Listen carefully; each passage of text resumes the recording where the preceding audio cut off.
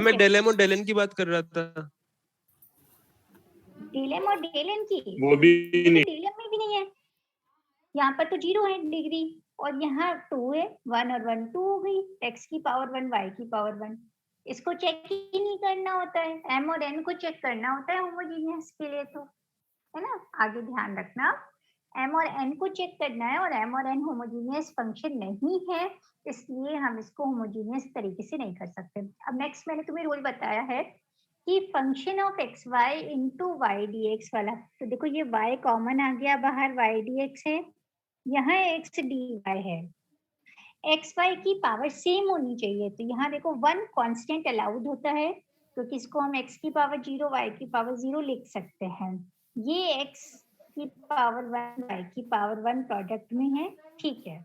यहाँ पर x की पावर 1 y की पावर 1, एक्स वाई की पेयरिंग फॉर्म होनी चाहिए, मतलब इस तरीके से चलना चाहिए, एक्स वाई की पावर n की ही टर्म्स होनी चाहिए, एक्स वाई की पावर 1, एक्स वाई की पावर 2, एक्स वाई की पावर 3, इस तरीके की टर्म्स होनी चाहिए, तो सेम पावर होनी चाहिए, X cube Y cube X square Y square. तो ये हमारा वो वाला जो अभी हमने रूल किया है, रूल नंबर 1 जो मैंने आपको नोट किया था वही सेम है। बुक्स के अकॉर्डिंग रूल के नंबर चेंज जाते हैं, तो हम ये नहीं कहें कि rule number 1 apply rule number 1, नहीं, हमें रूल लिखना है वहां पे, given equation is in the form, और ये रूल्स जो है वो कब लगाने हैं, जब इक्वेशन एग्जैक्ट नहीं हो, अगर एग्जैक्ट है तो डायरेक्टली सॉल्व कर लो।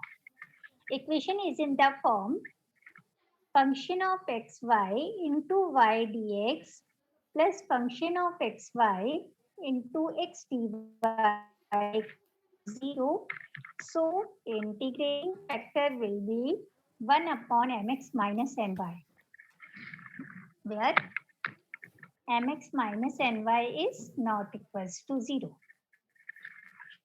कैलकुलेट करके बताओ जल्दी से, इंटीग्रेटिंग फैक्टर क्या आ रहा है, 1 upon mx minus ny, 2x square y square। ठीक है, मल्टीप्लाई करो,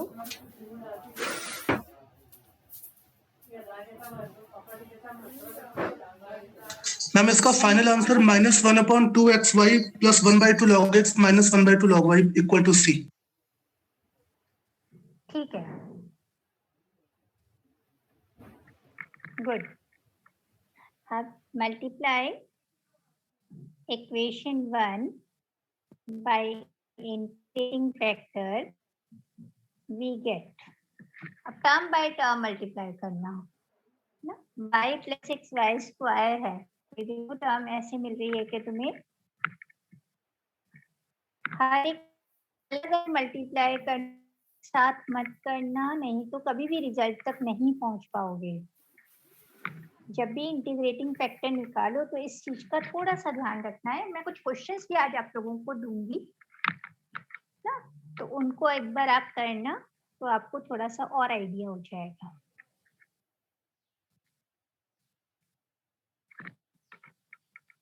del m1 upon del y minus 1 upon 2x square Y square, देखो इसको y के रिस्पेक्ट में डिफरेंशिएट करेंगे तो -1 अपॉन वाई स्क्वायर हो जाएगा, और इसको भी हम करेंगे तो 1 अपॉन 2 वाई स्क्वायर तो कॉन्स्टेंट है, और 1 अपॉन एक्स का करेंगे तो -1 अपॉन एक्स स्क्वायर। यहीं से हमें चेक हो जाएगा कि हमने इंटीग्रेटिंग फैक्टर सही निकाला है। इसको इक्वेशन नंबर 2 मान लो, इक्वेशन नंबर इज एग्जैक्ट। ये जो भी हम कर रहे हैं exact, linear, reducible to linear, ये सब फर्स्ट ऑर्डर की इक्वेशन के लिए कर रहे हैं। आगे जब सेकंड ऑर्डर आएगा तो मेथड चेंज होंगे।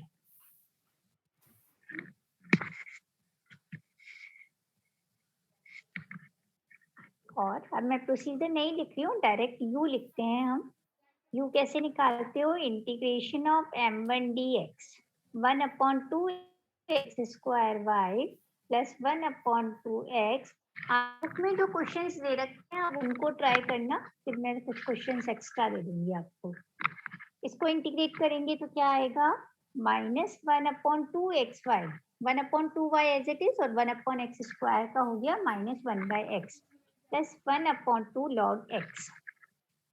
v निकालो, integration of n1 dy ma'am constant भी ऐड वन ना। कांस्टेंट बेटा लास्ट में ऐड कर देते हैं ना, इसमें एक Okay. कांस्टेंट ऐड करोगे, फिर इसमें कांस्टेंट ऐड करोगे, फिर C1 + C2 = C करोगे, है ना, कोई फायदा नहीं है उससे।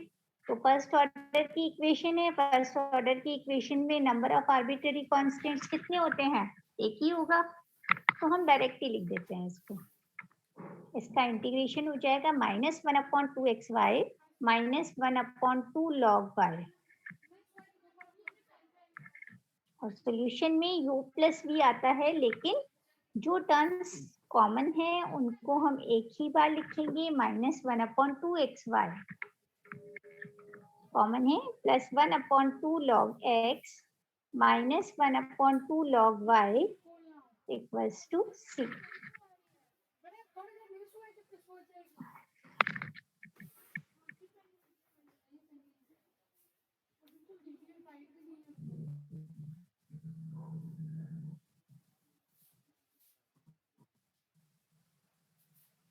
ठीक है, किसी को कोई डाउट?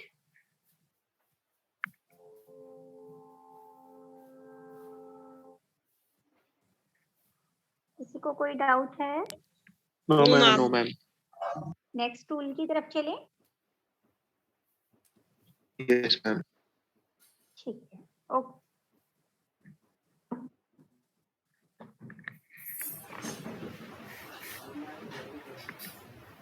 क्वेश्चन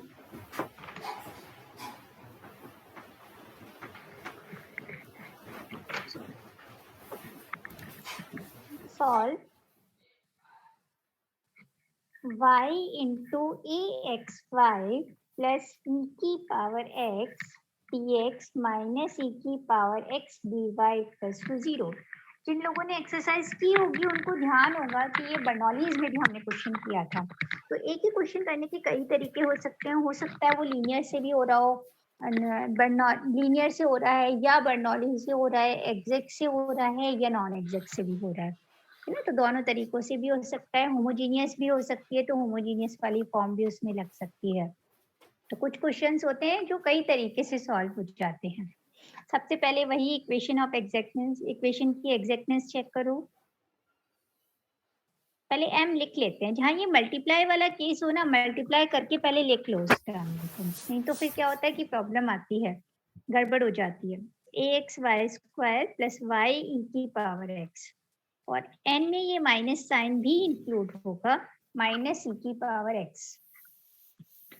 कैलकुलेट करें, del m अपॉन del y, del m अपॉन del y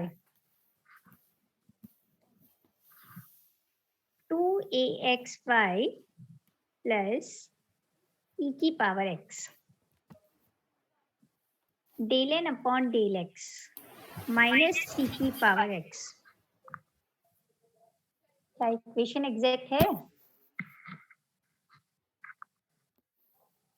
इक्वेशन एग्जैक्ट है?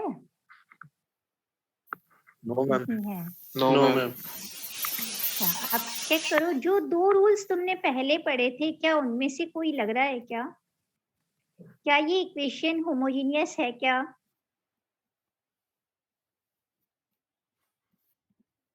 Not exact. क्या ये होमोजीनियस है क्या? e की पावर x आ गया और यहाँ e की पावर x है ही नहीं, तो होमोजीनियस तो हो ही नहीं सकता। और वैसे भी यहाँ पावर आ रही है 3, और यहाँ से हम पता ही नहीं कर पा रहे, ये 1 तो है, बाकी e की पावर x अलग ही टर्म है।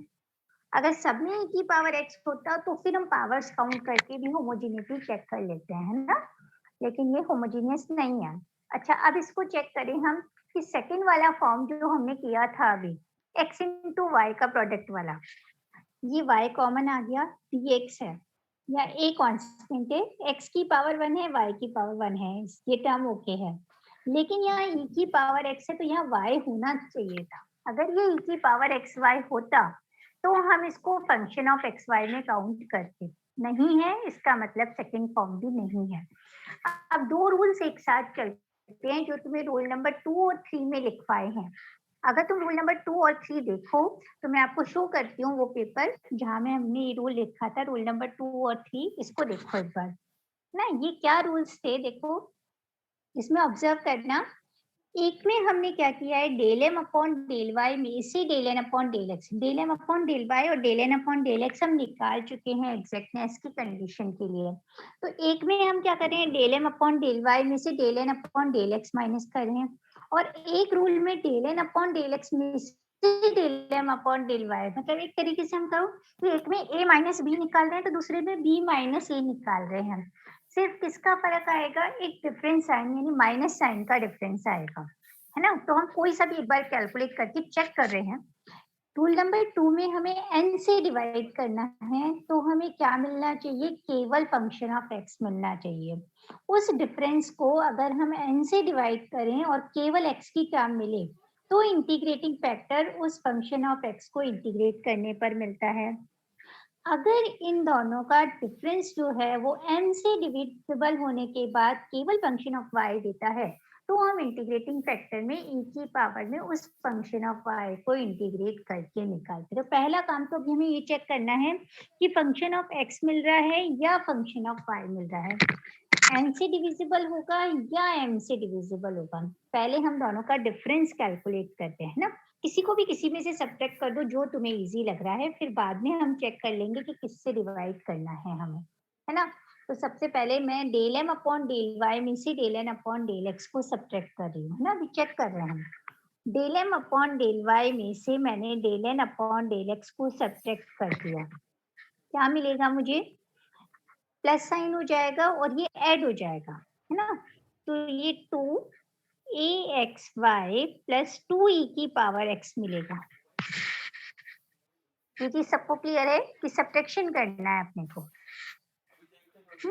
अब यहाँ से 2 कॉमन आ रहा है, 2 कॉमन आया तो axy प्लस e की पावर x। अब देखो मुझे यहाँ से ये टर्म चेक करनी है कि किससे डिविजिबल हो रही है। n से तो डिविजिबल है नहीं ये टर्म, अगर मैं m से डिवाइड कर दूं तो ये मुझे केवल कैसी टर्म मिलेगी, फंक्शन ऑफ y वाली टर्म मिलेगी। मतलब पहले ये किससे डिविजिबल हो रहा है, m से डिविजिबल हो रहा है। ये टर्म जो मुझे दिखाई दे रही है ये मैम ये चीज एक बार divisible दोबारा है। रिपीट कर देना। मैं अभी बता रही हूँ फिर से क्या करना है, del M upon del Y और del N upon del X का सब्ट्रैक्शन निकाल लो, ठीक है। अब यहाँ जो हमें टर्म मिल रही है वो हमें देखना है कि इससे डिवाइड हो रही है या इससे डिवाइड हो रही है, मतलब m डिवाइड कर रहा है उसको इजीली या n डिवाइड कर रहा है। और ये भी ध्यान रखना है कि 1 upon m del N upon del X minus del M upon del Y. देखो मैं रूल लिख रही हूँ, del M upon del Y अगर हम निकालें तो हमें कैसी टर्म मिलनी चाहिए, कोई फंक्शन ऑफ y मिलना चाहिए। 1 अपॉन m, देखो 1 अपॉन m है y axy प्लस e की पावर x, और तुमने सब्ट्रैक्शन निकाला वो आ रहा है 2 इंटू axy प्लस e की पावर x। ये टर्म और ये टर्म कट गई और हमारे पास क्या मिल रहा है, देखो del N upon del X में सब्ट्रैक्शन करना था तो यहाँ माइनस साइन आएगा, -2 अपॉन वाई। दो रूल्स हैं फिर से देखना, एक में तो हमें क्या करना है, इस सब्ट्रैक्शन का जो भी रिजल्ट होगा उसको m या n से डिवाइड करना है। जो है हमारे उसमें क्या है, एक में ये दोनों सब्ट्रैक्शन ही दे रहा है, बस हमें चेक करने के लिए अभी देखना है कि कौन सा रूल फॉलो होगा। एक में n से डिवाइड हो रहा है, एक में m से डिवाइड हो रहा है। तो सब्ट्रैक्शन के बाद हम चेक करेंगे कि किस टर्म से ये डिविजिबल इजीली हो पा रहा है, और इजीली के साथ साथ हमें ये भी चेक करना है n से डिवाइड होने पर तो केवल x की टर्म मिलनी चाहिए, और m से डिवाइड होने पर किसकी टर्म मिलनी चाहिए, y की टर्म मिल रही है। कई बार क्या होता है कि ये हमारे पास उल्टा मिल जाता है, m से डिविजिबल करने पर जो टर्म है वो x की ना, वो y की ना मिलकर x की मिल जाती है, तो फिर ये रूल नहीं लगेगा, तो उसके इसमें हमें ध्यान रखना है, थोड़ा सा इस रूल को हमें चेक करना है। तो यहाँ देखो कौन सा रूल लग रहा है अपना, 1 upon m del N upon del X में से del M upon del Y subtract करना है ना, और उससे अपने को क्या मिल रहा है, -2 अपॉन वाई मिल रहा है। 1 मिनट में उठूंगी, चेक करके देख लो, n से तो डिवाइड ही नहीं हो रही है टर्म, और n से डिवाइड ही नहीं हो रही है तो उस रूल को हम लगा नहीं सकते हैं। नानो जल्दी भागो, जल्दी कितना है, भागो, खड़े हो भागो, एक दो क्वेश्चंस में लगाओगे ना तो अपने को समझ में आएगी वो चीज कि हमें क्या करना है। अब ये फंक्शन ऑफ y है, फंक्शन ऑफ y का मतलब केवल y की टर्म मिल रही है। तो फिर इंटीग्रेटिंग फैक्टर कैसे निकालेंगे हम? इंटीग्रेटिंग फैक्टर की पावर इस टर्म का इंटीग्रेशन होता है 2/y dy। इसका इंटीग्रेशन क्या होगा? e की पावर -2 log y। और क्या लिख सकते हो इसको? 1/y square. तो सबको लिखना आता होगा ये टर्म। तो यहाँ हेयर लगाना है, हेयर दिस। अब नेक्स्ट प्रोसीजर में क्या लेते हैं? मल्टीप्लाई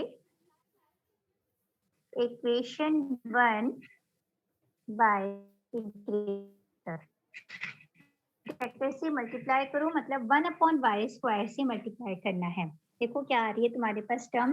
ax प्लस e की power x/y dx minus e की पावर x/y स्क्वायर dy = 0। और फिर चेक कर लो कि इक्वेशन एग्जैक्ट बनी है या नहीं बनी है। m1 n1। ये तुम्हें जो प्रोसीजर है ना ये चेक करना पड़ेगा। रूल याद करो, सब्ट्रैक्शन करना है, m से डिवाइड करो या n से डिवाइड करो जिससे तुम्हें फंक्शन ऑफ x। n से डिवाइड करने पर केवल x की टर्म मिलनी चाहिए या कांस्टेंट मिलना चाहिए। कांस्टेंट सब जगह काम करता है, कांस्टेंट को हम इजीली इंटीग्रेट कर पाएंगे क्योंकि। और अगर n से डिवाइड करने पर x की टर्म मिलनी चाहिए और m से डिवाइड करने पर y की टर्म मिलनी चाहिए। लेकिन यहाँ से भी चीज ध्यान रखना, जब m से डिवाइड कर रहे हैं तो फॉर्मूला del n अपॉन del x minus del m अपॉन del y होता है। और जब n आता है यहाँ पर तो del m अपॉन del y minus del n अपॉन del x। m है तो पहले n वाली टर्म आएगी, n है तो फिर m वाली टर्म आएगी ना। ये याद करने का तरीका है। अब चेक कर लो, del m1 upon del y क्या आएगा? माइनस e की पावर x अपॉन y स्क्वायर। और del n1 upon del x भी यही आ रहा है। इसका मतलब इक्वेशन 2 जो है वो क्या होगी? एग्जैक्ट होगी। और सॉल्व करना सबको आता है, यू निकाल लो। इंटीग्रेशन ऑफ m1 dx अब मैं डायरेक्ट लिख रही हूँ ax² अपॉन 2 प्लस e की पावर x अपॉन y। आप लोग वैल्यू रख के लिखेंगे v integration of n1 dy minus e की पावर x प्लस हो जाएगा 1/y स्क्वायर का इंटीग्रेशन माइनस 1/y तो e की पावर x अपॉन y। और सॉल्यूशन जब हम लिखेंगे u plus v equals to constant तो रिपीटेड टर्म्स ax² अपॉन